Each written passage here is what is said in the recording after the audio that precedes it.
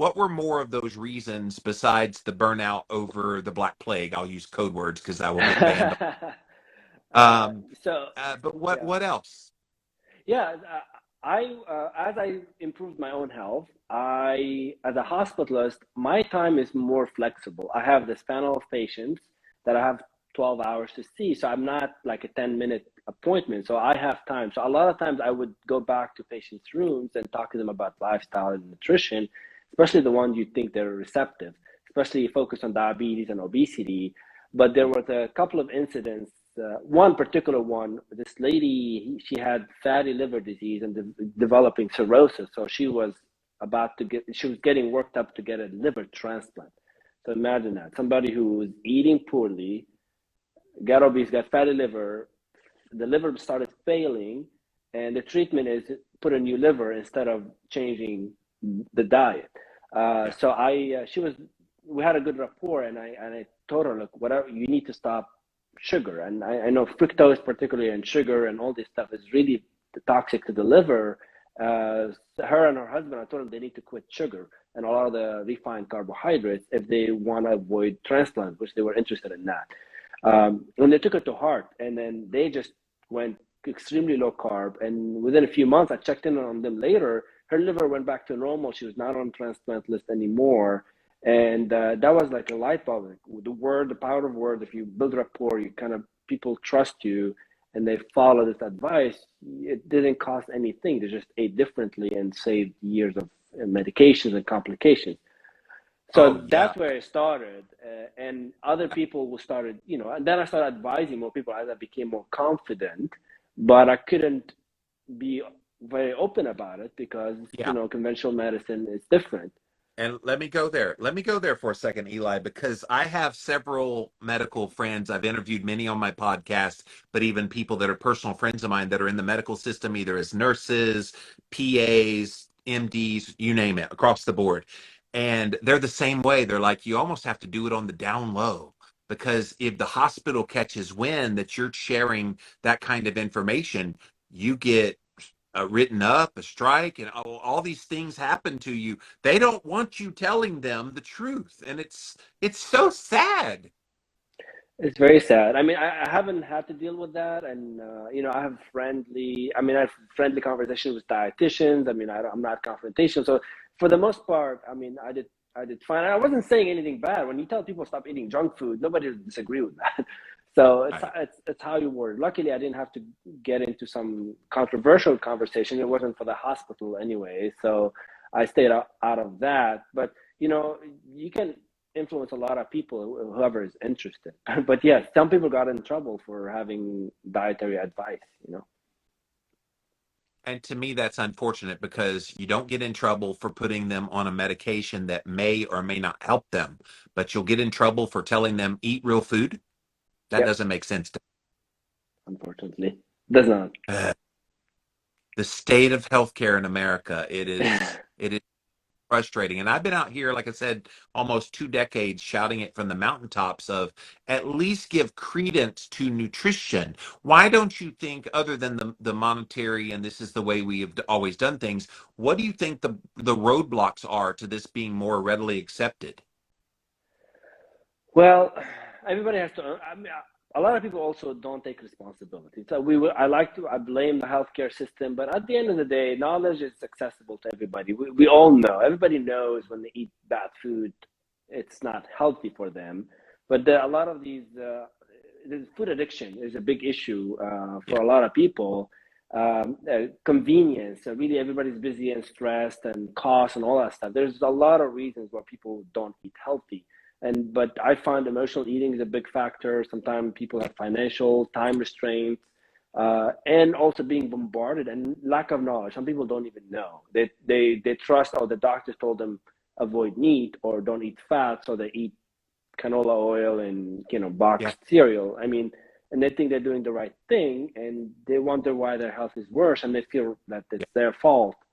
So there's a lot to that, and that's what made me just become more of a coach, to help people change these mindsets, which takes a lot of repetitive, repeating the same stuff to have them really get it, and they have to experience it themselves to know.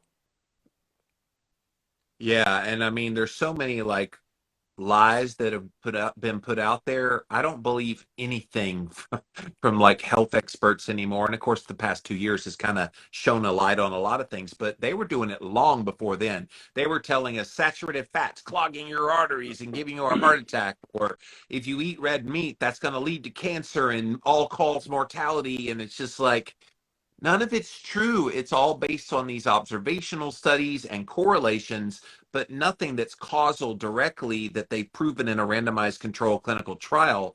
That's the frustrating part is people are so driven by headlines and by what studies supposedly say, never mind quality of studies.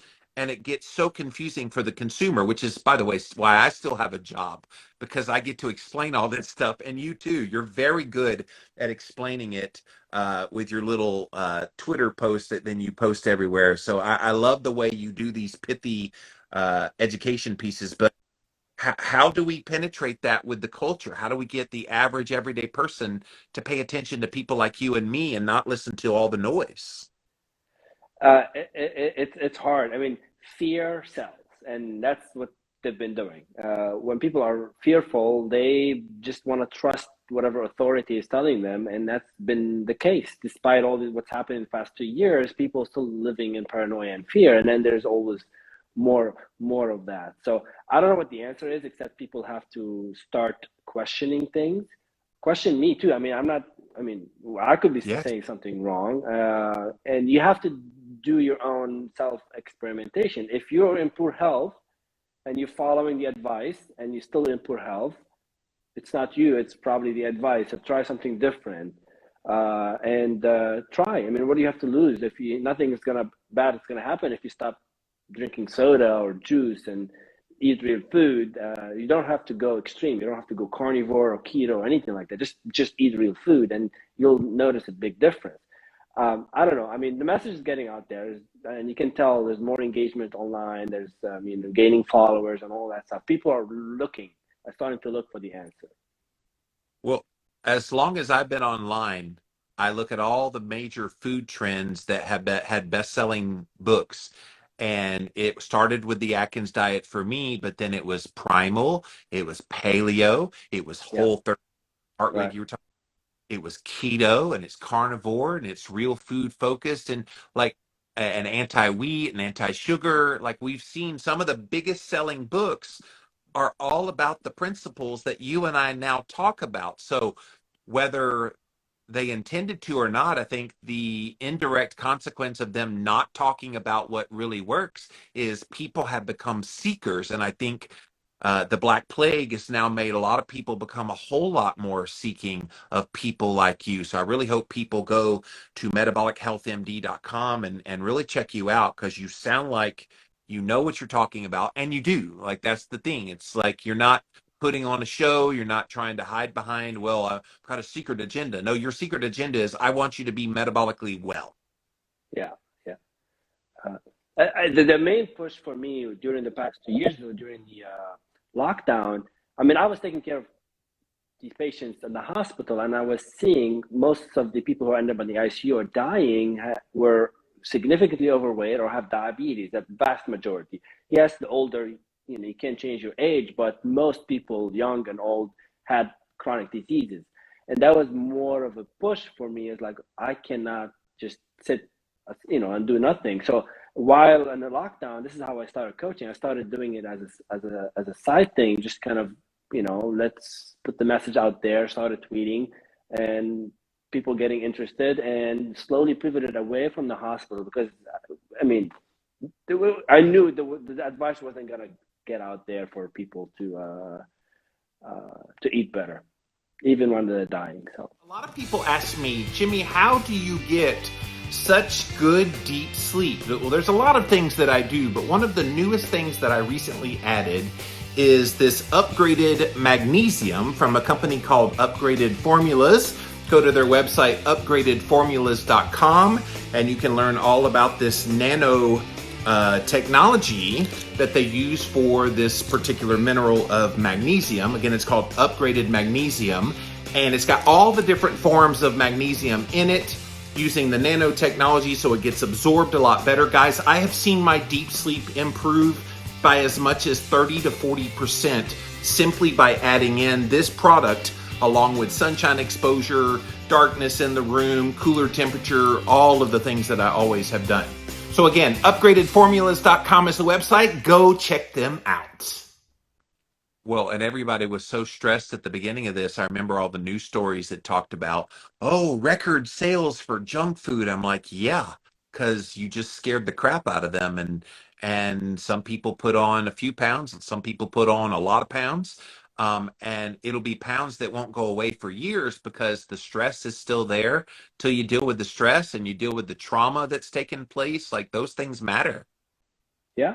And when we were working on the front line and companies want to help and provide food, what they brought us was donuts Don't. and cookies and bad food. So I mean, I didn't say anything, but it's like because I mean it's nice of them, but what are we doing? Oh, it's just making it worse And for then the people, you know? incentive to get the hokey pokey, as I call it, was a couple of donuts. And I'm like, what? What? Yeah. That's like the ironic and moronic thing I had ever heard was get the hokey pokey and you can have a couple of donuts. I'm like, what?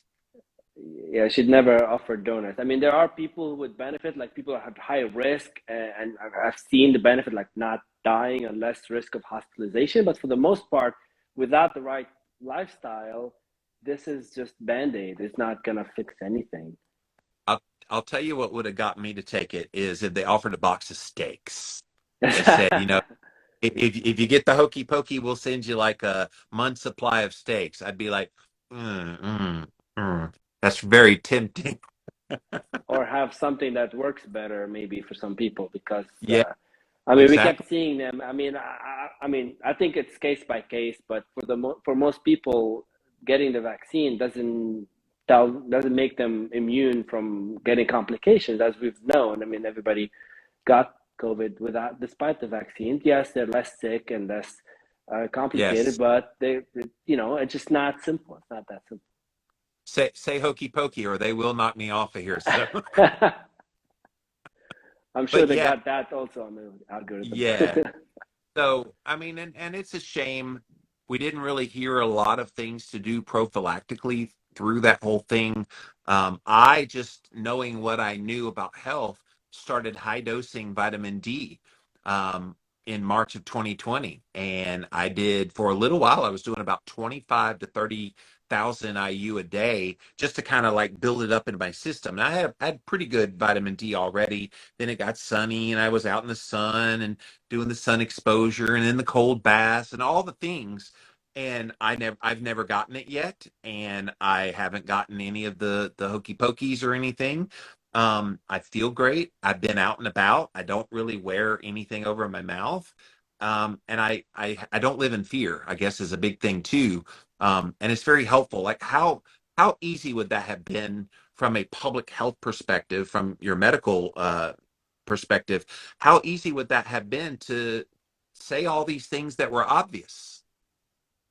It's very easy. You just have to say it. But I don't know if it's lack of knowledge or really, I don't know. I don't know. People who make the policies don't understand the science or medicine, or people who are giving the advice. Maybe they're doing their best at the time, but whatever the U.S. does, the rest of the world follows. And then we started right when we said, you got to take care of your health, but that quickly changed to you got to hide and everybody gained 20 pounds. So if everybody lost 20 pounds on average, we wouldn't have had that mess during that time frame. Um, I mean, that could have been easy, but I don't know. Yeah. When they closed down the parks and the beaches and the gyms and the all these places where people could get fun, physical activity, fresh air, it seemed so weird because I was like, wow, if we could do the opposite of all the right things, what would we do? Yeah, let's recommend that. So, and Yeah, it's really sad.